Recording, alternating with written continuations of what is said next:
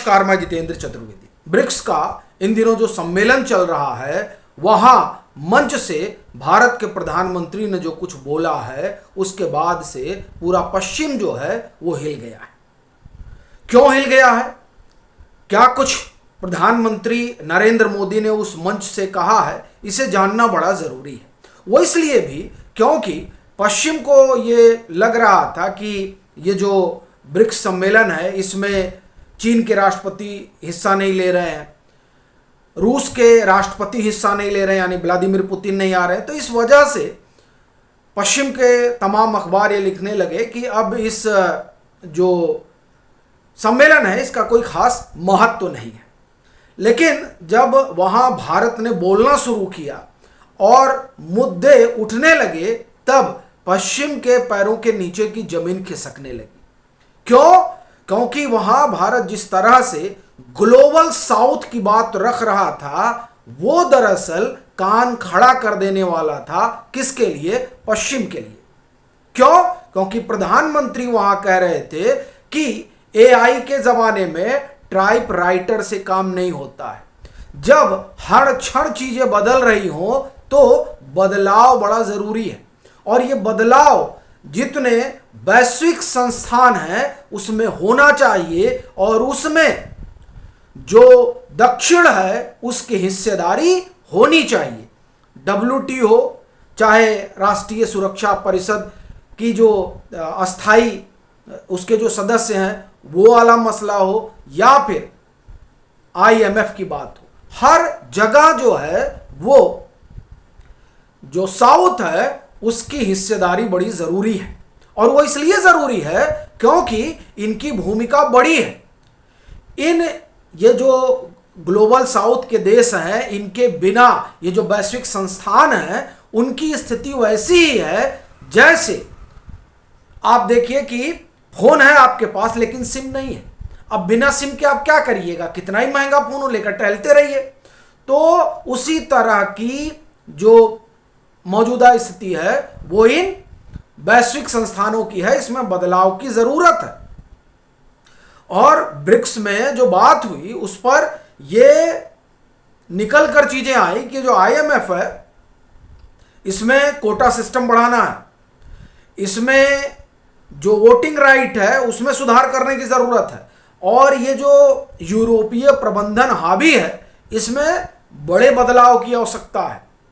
यही नहीं रुके, आप एक तरह से कहें कि ये जो इस मंच के नेता हैं उन्होंने कई सारी चीजें और इसमें जोड़ी कि किस तरह से फेर बदल होना चाहिए। लेकिन इसमें जो और बात भारत के प्रधानमंत्री ने जोड़ी, उन्होंने कहा कि जो ग्लोबल साउथ है उसके साथ दोहरा रवैया अपनाया जाता है। उन्होंने कहा कि क्लाइमेट चेंज को लेकर हम लोगों के ऊपर बड़ा दबाव बनाया जाता है, लेकिन जब तकनीकी हस्तांतरण की बात होती है तब खाली जो है जुबानी खर्च चलता है, टोकन पकड़ा दिया जाता है। अब ये जो PM कह रहे हैं, दरअसल मैं उसको एलाबोरेट कर रहा हूं। देखिए, जैसे अभी क्या है कि कहा जाता है कि जो चावल की खेती होती है उससे मीथेन गैस निकलती है। ठीक है, तो अब क्या करें जो एशिया के देश हैं या जो अमेरिका और अफ्रीका के देश हैं, वो क्या करें? वो चावल बोना बंद कर दें। ठीक इसी तरीके से आप देखिए, ये PM ने नहीं कहा। PM ने जो कहा कि क्लाइमेट को लेकर किस तरह से दबाव बनाया जाता है, क्लाइमेट चेंज को लेकर, मैं थोड़ा उसको एलाबोरेट कर रहा हूं। फिर आप देखिए कि जो पश्चिम है, पश्चिम ने खूब तरक्की की। उन्होंने खूब कोयला जलाया, खूब बांध रोक रोक कर पानी जमा किया और बिजली बनाया, खूब कार्बन डाइऑक्साइड, कार्बन मोनोऑक्साइड का उत्सर्जन किया।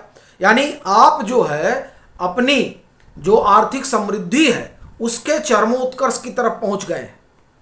ठीक है, अब जब हमें विकास करना है तब आप हमको बुद्धि बता रहे हैं। तो बता रहे हैं तो कम से कम तकनीकी तो दीजिए।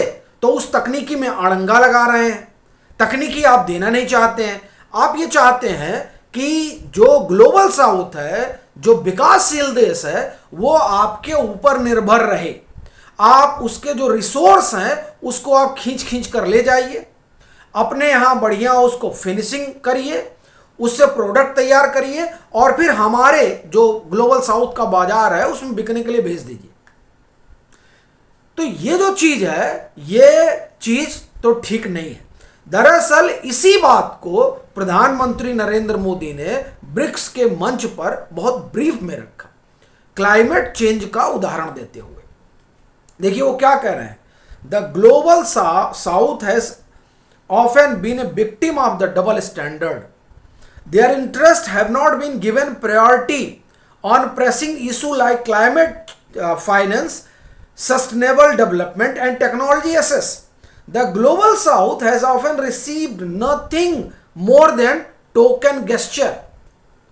मतलब बड़ी बड़ी बातें की जाएंगी। अभी देखिए पर्यावरण को लेकर सम्मेलन होता है, सम्मेलन में जो विकासशील देश है उनको समझाया जाता है कि देखिए आपके यहाँ पेड़ कट रहा है, पेड़ मत काटिए, आपके यहाँ ये जो गाड़ी चल रही है ये उस मानक का प्रयोग नहीं हो रहा है, बेसल 6 का बेसल 5 का इसका प्रयोग नहीं हो रहा है, तो ये गाड़ी ठीक नहीं है, इससे आप जो है वायुमंडल को प्रदूषित कर रहे हैं।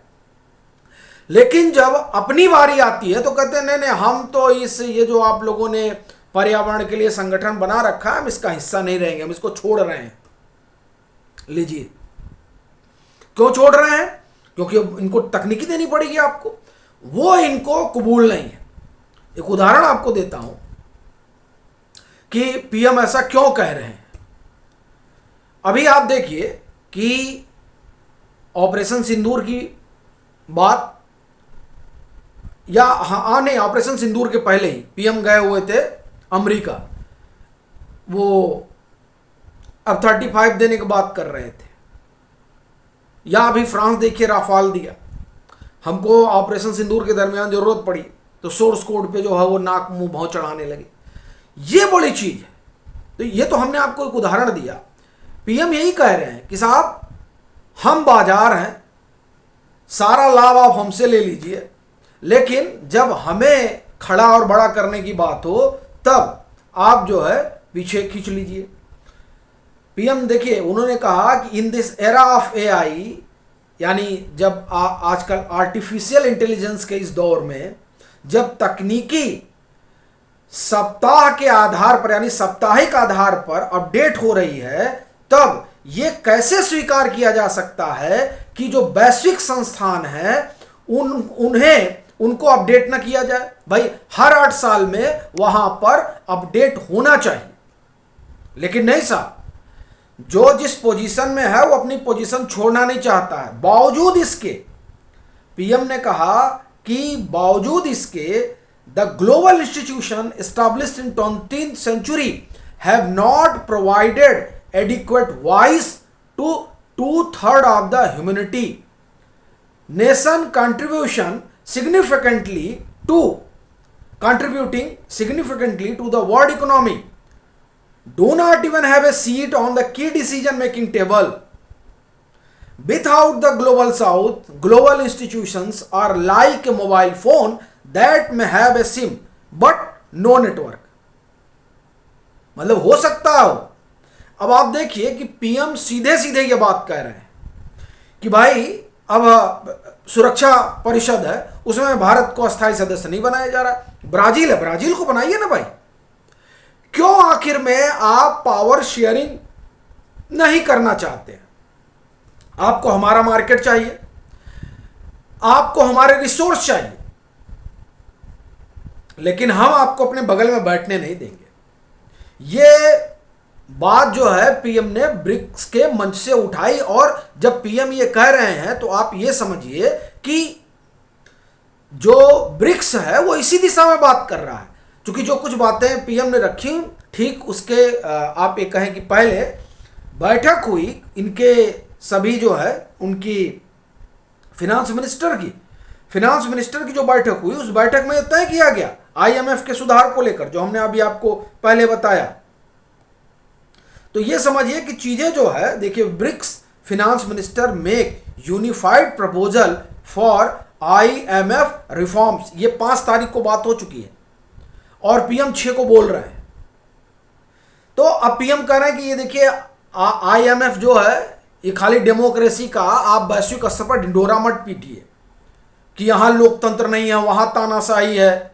जैसे अभी जब ट्रम्प प्रशासन के पहले की जो रिजीम थी, उस रिजीम में जार सोरस खूब बताते थे कहाँ क्या है। तो पीएम ये कह रहे हैं कि जो वैश्विक संस्थाएं हैं उनका भी लोकतांत्रिकरण जरूरी है, यानी जो ग्लोबल साउथ है उसकी हिस्सेदारी बड़ी जरूरी है। और वैसे भी देखिए ये जो ब्रिक्स है ना, ये पश्चिम को खटकता ही है, क्योंकि ब्रिक्स के देश डॉलर में व्यापार नहीं करते हैं। ब्रिक्स के देश रूस के साथ बेहतर संबंध बनाते हैं, और ये सारी चीजें जो है वो इस समय अमेरिका और यूरोप को सुहा नहीं रही।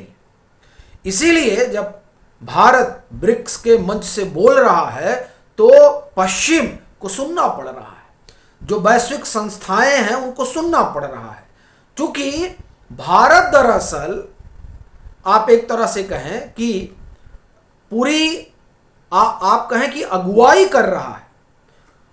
अध्यक्षता ब्राजील के पास है, नो डाउट, लेकिन जिस तरह से प्रधानमंत्री नरेंद्र मोदी की अगुवाई में भारत तमाम मंचों पर चीज़ें रख रहा है, उससे ये देखिए कि पश्चिम के देश इसलिए भी ज़्यादा परेशान है ना कि भारत जो है अभी ये रूस के साथ कैसा संबंध हो भारत का ये डिफाइन करने में लगे हुए थे। भारत ने कहा कि नहीं, वो हम डिफाइन करेंगे। अब भारत ब्रिक्स के मंच से कह रहा है कि इस तरह से ग्लोबल साउथ का संबंध वैश्विक संस्थाओं से होना चाहिए, और इन वैश्विक संस्थाओं पर अमेरिका और यूरोप का जो है आप एक तरह से कहें कि प्रभुत्व है, उस प्रभुत्व को ब्रिक्स के मंच से चुनौती दी जा रही है। तब ये जो चुनौती है, ये चुनौती इन्हें परेशान कर रही है। तो अब देखिए वहां से और क्या क्या चीजें निकल कर आती हैं, लेकिन फिलहाल प्रधानमंत्री नरेंद्र मोदी ने जो कहा है वो जाहिर सी बात है कि पश्चिम को परेशान कर रहा है, पश्चिम उससे कांप तो रहा ही है। आप सभी जुड़े, उसके लिए आपका आभार। आपसे आग्रह रहेगा कि इसे ज़्यादा से ज़्यादा साझा कीजिएगा।